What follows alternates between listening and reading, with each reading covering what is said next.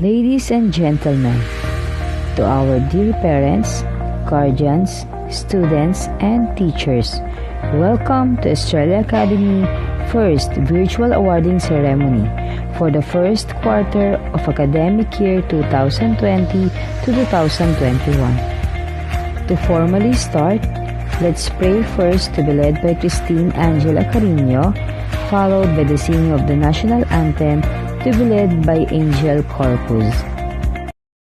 In the name of the Father, and of the Son, and the Holy Spirit. Dear Lord, today we give thanks for our many blessings. As we pray for those in need, we give thanks for our family and friends. As we pray for those who are lonely, we give thanks for our freedoms. As we pray for those who are oppressed, we give thanks for our good health. As we pray for those who are ill, we give thanks for our comfort and prosperity.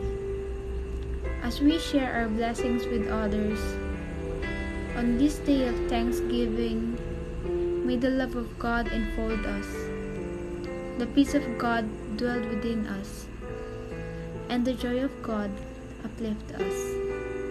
Amen. In the name of the Father, the Son, the Holy Spirit. Amen. Mga kababayan, ang pambansang awit ng Pilipinas.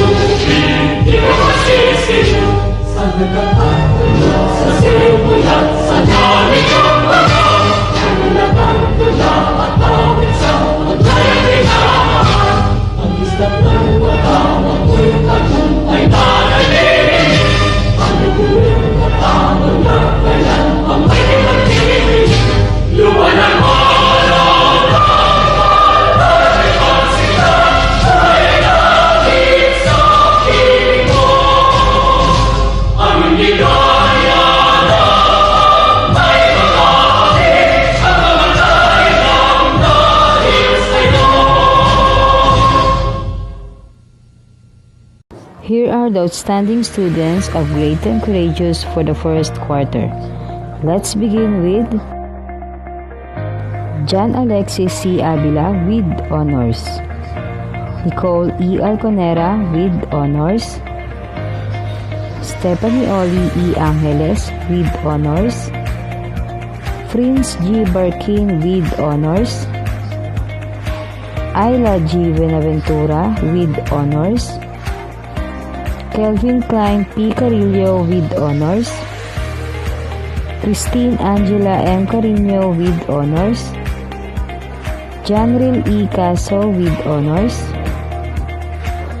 Elijah Mariel D. Climaco with honors, Angel Socorro B. Corpus with honors, Marisol S. Cruz with honors, Christian Guyver P. Domingo with honors, Ella Rose Domingo with honors,